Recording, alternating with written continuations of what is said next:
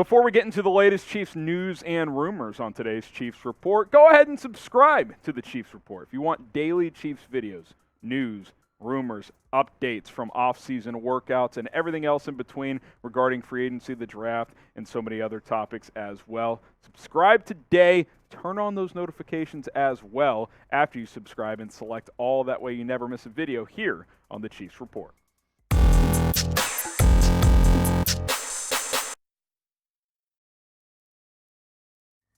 Appreciate you guys for clicking on today's video. I'm your host, Harrison Graham, here to catch you guys up on the latest Chiefs news and rumors, and lots to dive into. So we'll go ahead and get this party started. Let's start with a former Chief with a new team. That is Melvin Ingram, as he signed or agreed to sign with the Miami Dolphins just yesterday on Sunday. One-year deal with Miami. Had a $4.4 million tender offer to stay with Kansas City. Opted to go to Miami, and as we're filming live, I have not seen contract details yet, so I'm guessing he got more than that. It would be weird if he got less and still decide to leave, unless, hey, it's South Beach. Maybe he just wants to go to Miami. Good news is Chiefs will receive a comp pick in 2023. So, you're not losing him for nothing. But I am curious to see the contract details, because I thought $4.4 million was a fairly fair price. I thought maybe he could get a little bit more, $5-6 million, and maybe that's what Miami ponied up. We'll have to wait and see. If anybody sees contract details, let me know in the live chat.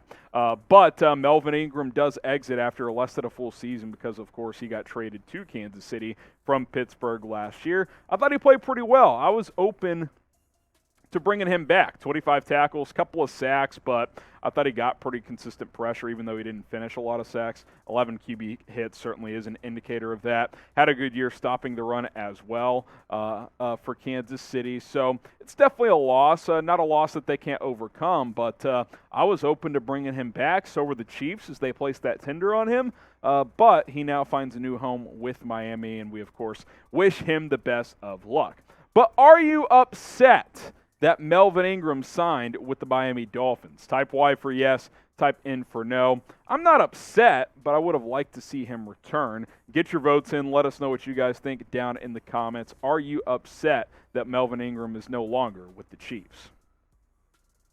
Now, you look at moving forward here, and you're saying, okay, Melvin Ingram's gone. What does that mean for our pass rush? Well, Frank Clark, George Karlaftis, Michael Dana's decent. After that, not so much. Joshua Kando hasn't done much. Obviously, Chris Jones is a great interior pass rusher. You have some decent interior guys with Noddy, Wharton, and Saunders in there as well. But you need another edge rusher, period. You need another edge rusher if you are Kansas City, especially if you want to move George Karlaftis around a little bit, which I think Steve Spagnuolo would like to do. Give him the opportunity to kick inside on some passing downs. I think that would be maximizing his skill set. If he played some edge, some three-tech, I think adding another defensive end only makes sense, and that's not going to be Melvin Ingram, as he is no longer with the Kansas City Chiefs. He's off to South Beach, joining Tyreek Hill as a fellow Chief, heading down to Miami this off season. Again, best of luck, but now looking forward, if you're Kansas City, you got to figure out, okay, what are we going to do at the edge spot? We'll take a look at a name here in just a few moments. But first, the road to 3,000 followers on Rumble is underway as we crossed 2,000 followers recently. Appreciate you guys who have followed us over there. The Browns report has made a strong push, though. They have passed the Raiders report, and they're catching up to us. So we got to beat them to 3,000 followers.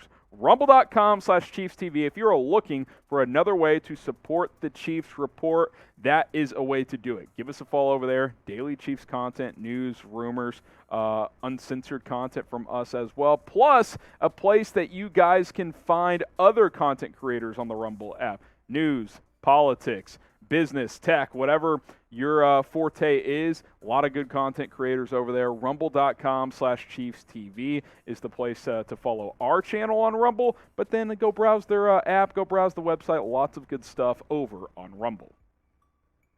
All right, so Jadeveon Clowney, maybe he is the ideal replacement and upgrade for Melvin Ingram. We'll talk about him next here on the channel. He's the best edge remaining on the open market, outside linebacker, defensive end, doesn't matter. Obviously, in a 4-3 scheme, he'll play Defensive end, if the Chiefs were to sign him, I really like this idea. After losing Melvin Ingram to the Dolphins, Chiefs have money, over $12 million in cap space. They can create a little bit more as well if they want to.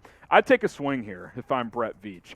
Brett Veach is an opportunistic GM who's always looking to improve this Chiefs roster. I would try and take a swing at Jadeveon Clowney. This is a really good football player who can help set the edge as a run defender and give you some pass rushing production as well. He can do a little bit of everything. Last year, thought he had one of his better pass rushing campaigns as he had 9 sacks for the Cleveland Browns, 37 tackles in total, 11 tackles for loss, a couple of forced fumbles. He did a little bit of everything for that Browns football team, and I think he could bring some of that to the Kansas City Chiefs as well. You look at this defensive line depth chart. Imagine him where Karlaftis is. Karlaftis is kind of your third edge rusher, plus a guy who can rotate in on the inside. I think this front would be a lot better if you added Jadeveon Clowney. I think it's too thin on the edge right now. Clark, Karlaftis, and Dan are the only players I even trust to take snaps. Kando has proven nothing. You don't have much else on the edge at this point in time. I think Clowney could be the final piece to the puzzle. I really, really do. I still love him as a player. He's never going to be that number 1 pick guy, but he's still a damn good player, okay? Like, he can come in here, get you 8 or 9 sacks, seal the edge as a run defender. He's a 3-down defensive end. That's what he is. He can even drop into coverage from time to time. He's that athletic, that talented. And if you can poach him from the Browns, a team you might be contending with in the AFC, that's a very good thing as well. So I'm keeping an eye on Clowney. I'm challenging you, Brett Veach. Go make a play for Jadeveon Clowney. I think this is a guy that you want to bring into your organization, a guy that I think could really help you chase a ring here in 2022. So should the Chiefs go sign Jadeveon Clowney in free agency? What do you guys think? Type S for sign, type P for pass. I think they should go get him. Here's to see where Chiefs Kingdom weighs in on this one. All right, one more rumor to go here. Willie Gay is a breakout coming for the veteran linebacker. Well, according to Bleacher Report, as they dropped an article for breakout candidates for all 32 teams, Willie Gay was the Chiefs' breakout candidate per BR. He certainly flashed in his first 2 seasons, late in his rookie year, then off and on last year, missed some time last year with some injuries as well. But with Anthony Hitchens gone, bigger role should be coming, bigger responsibility, and I think a guy who's ready to take off because of that. I thought last year the Chiefs and Steve Spagnuolo made a mistake by playing Anthony Hitchens more snaps than Willie Gay and Nick Bolton. Willie Gay is ready for a bigger role. He's ready to take off. I think he's going to have a great season. Athletic freak who can cover, get downhill in the run game, just absolutely wipe people out as well. I think he's going to be a fun player here in 2022 and a guy that has a lot to play for with 2 years left on his rookie deal. Last year in 12 games, like I said, flashed. 48 tackles, couple of picks, 4 pass breakups. He's good in coverage. He's good against the run. He can get sideline to sideline. He's got all the tools. He's just got to put it all together and be a little bit more consistent. I think this linebacker trio of Nick Bolton, Willie Gay Jr., and Leo Chenal has huge potential. I really, really do. When they're in nickel base, I fully expect Gay and Bolton to get the bulk of the snaps, with Chenal getting in there from time to time as well. I think this linebacker core is going to be nasty. I think it's going to be better than it was a year ago, and I think it's going to really help out Steve Spagnuolo's defense. That was pretty spotty at times in 2021, should be better here in 2022. And I think Willie Gay breaking out could be a big reason for that happening. All right, who's going to ignore the title?